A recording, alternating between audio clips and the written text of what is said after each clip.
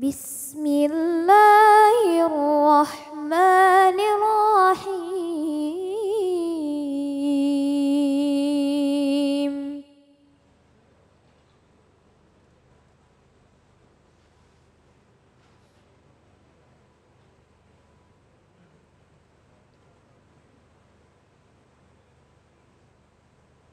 ولا جناح عليكم فيما عرضتم به من خطبة النساء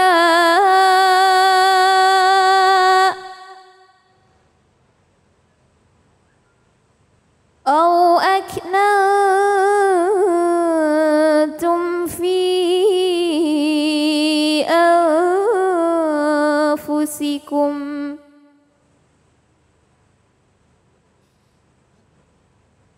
علم الله أنكم ستذكرونهن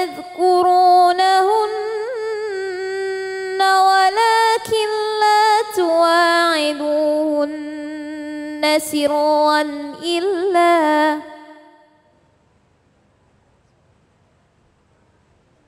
إلا أن تقولوا قولا معروفا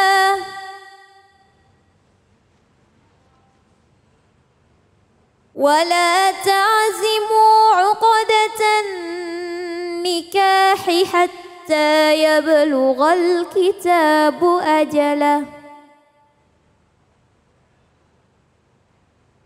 واعلموا أن الله يعلم ما في أنفسكم فاحذروه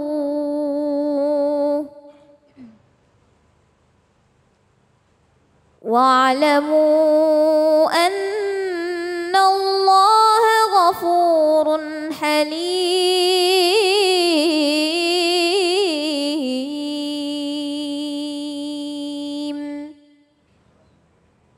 صدق الله العظيم.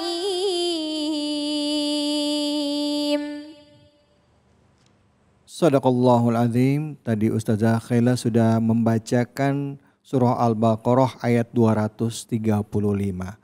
Bicara mengenai pernikahan, menjelang pernikahan seringkali kita mendapatkan ujian. Bahkan tidak jarang menjelang pernikahan itu dikatakan sebagai masa-masa kritis yang menyebabkan ada yang bisa lanjut menjalankan pernikahan, bahkan ada juga akhirnya gagal tidak jadi pernikahan.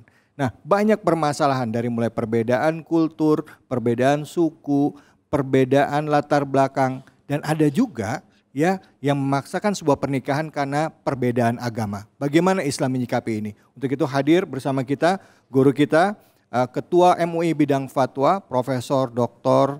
Kiai Haji Asrorun Niam. Silahkan, Fadol Kiai. Terima kasih. Bismillahirrahmanirrahim. Assalamualaikum warahmatullahi wabarakatuh. Warahmatullahi wabarakatuh. Bismillah, alhamdulillah. Alhamdulillahilladzi ahalla lana an-nikah wa harrama alaina as-sifah. Wassalatu wassalamu ala Rasulillah wa la haula wa la quwwata illa billah. Rabbi shrah li sadri wa yassir li amri wa hlul 'uqdatam min lisani yafqahu qawli wa ba'du. Hadratal kiram, jamaah Masjid Al-Hikmah dan juga pemirsa iNews dimanapun berada. Alhamdulillah siang hari ini kita masih diberikan kesehatan dan juga kesempatan untuk mudzakarah. Salah satu tema yang menarik adalah tema soal pernikahan. Karena itu bagian dari fase siklus kehidupan kita untuk kepentingan ibadah dan juga kepentingan menjaga keturunan. Dan salah satu di antara 5 hal yang Islam sangat menjaganya dan di atasnya bangunan hukum Islam ditegakkan, itu ada namanya hifzun nasli, menjaga keturunan. Dan salah satu upaya untuk menjaga keturunan itu dengan melangsungkan perkawinan. Makanya perkawinan adalah peristiwa ibadah yang diatur secara rinci aturan-aturannya. Untuk kepentingan apa? Untuk kepentingan kemaslahatan kita. Ayat Al-Quran yang tadi dibacakan oleh Qari'ah, Surah Al-Baqarah 235. Berbincang tentang apa? Berbincang tentang aturan pernikahan, khususnya terkait dengan pranata sebelum akdun nikah, yaitu terkait dengan khidbah yang tadi sekilas sudah dibicarakan. Ada beberapa kandungan di dalam ayat Al-Quran ini. Wala junaha alaikum fima arradtum bihi min khidbatin nisa'i au aknantum fi anfusikum. Enggak ada dosa. Dalam konteks apa ini? Konteks ketika seseorang pengen mengajukan lamaran perkawinan. Kepada siapa? Kepada orang yang memang memungkinkan untuk bisa dilamar.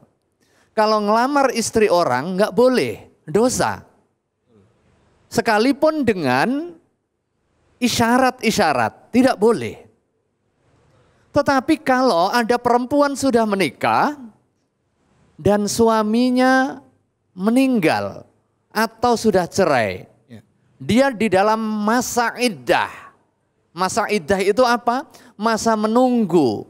Itu juga bagian dari fikih munakahah yang harus difahami oleh setiap muslim dan juga muslimah. Ketika ada orang yang sudah melangsungkan perkawinan, suaminya meninggal, maka perempuan harus menunggu, jangan buru-buru nikah, Bu. Nggak boleh, dosa. Ada namanya masa iddah, iddahnya berapa lama? Di dalam ayat Al-Quran yang lain diterangkan. Waktunya disebutkan 4 bulan 10 hari. Walladzina yutawaffawna minkum wa yadharuna azwaja. Yang ditinggal mati dan punya suami, punya istri, meninggalkan istri-istri. Yatarabbasuna bi anfusina arba'ata ashhur wa asyra. Dalam rentang waktu menunggu itu, si calon suami kalau ada, boleh dia mengkhidbah tetapi dengan ta'rid namanya.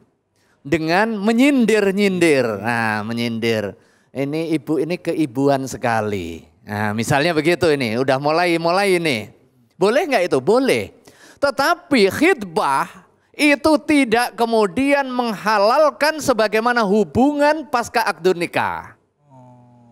Boleh konteks akadnya, boleh konteks khidbahnya, tetapi tidak akadnya. Nah, ini yang harus difahami. Nah, kemudian bagaimana cara memilihnya? Kalau ini bab soal akdun nikah, kemudian Ustadz David tadi juga menyebutkan sekilas, kita buka ayat yang lain. Ayat 221 surah Al-Baqarah. Kepada siapa kita boleh menikah dan kepada siapa tidak boleh menikah. Yang sudah punya istri tidak boleh. Kemudian kita menikah karena tujuannya adalah ibadah. Menyatukan dua orang untuk kepentingan tujuan sakinah mawaddah warahmah. Maka harus dicari titik-titik kesamaan yang paling banyak. Dan hal yang paling prinsipil di dalam membangun bahtera rumah tangga untuk memastikan kesamaan itu adalah kesamaan visi, misi, ideologi, apalagi soal agama. Wallahu a'lam bishawab. Wassalamualaikum warahmatullahi wabarakatuh. Waalaikumsalam warahmatullahi wabarakatuh. Aduh, jangankan undangan, Kiai. Baru mau milih gedung aja bisa berantem itu, ya. Silakan, ada yang mau bertanya atau mau curhat, silakan Ibu. Fadal, langsung. Assalamualaikum warahmatullahi wabarakatuh. Waalaikumsalam warahmatullahi wabarakatuh. Mau tanya Ustadz, berbicara soal mahar, jika pihak mempelai meminta mahar yang cukup mahal, sedangkan pihak laki-laki tidak menyanggupinya, bagaimana hukum Islam Ustadz? Terima kasih. Wassalamualaikum warahmatullahi wabarakatuh. Waalaikumsalam. Ini banyak nih. Langsung dijawab aja ya, pendek-pendek. Oke. Yang pertama, mahar itu haknya istri. Ya. minta berapapun. Tapi kan disesuaikan dengan dirinya, ya enggak? Kalau dirinya rata pantasnya sekelasnya itu 2 juta, ya jangan minta 2 miliar. Makanya ada namanya mahar musamma, ada namanya mahar mithli. Apa musamma? Nah, mahar musamma, mahar mithli. Mahar yang disebutkan eksplisit permintaannya, ada kalanya nggak disebutkan secara eksplisit. Itu mithli dicari yang sepadan. Dengan tokoh yang seperti ini pantasnya 200 juta pantas apa tidak? Nah gitu. Mahar tidak harus murah, tapi juga nggak harus mahal. Rasulullah SAW maharnya besar karena punya uang cukup. Tetapi jangan sampai mahar ini menjadi barrier, menjadi penghalang untuk melangsungkan akdun nikah. Tapi sebaliknya jangan juga meremehkan. Karena mahar itu bagian dari komitmen si lelaki menjadi penanggung jawab di dalam kehidupan rumah tangganya. Terima kasih Kiai, terima kasih pemirsa. Setelah ini kita akan bahas lagi mengenai ujian-ujian menjelang pernikahan. Ya, seperti apa saja dan bagaimana Islam menyikapi tentang niatan atau ibadah yang kita sebut sebagai pernikahan ini. Jangan kemana-mana, tetaplah di sini di Cahaya Hati Indonesia.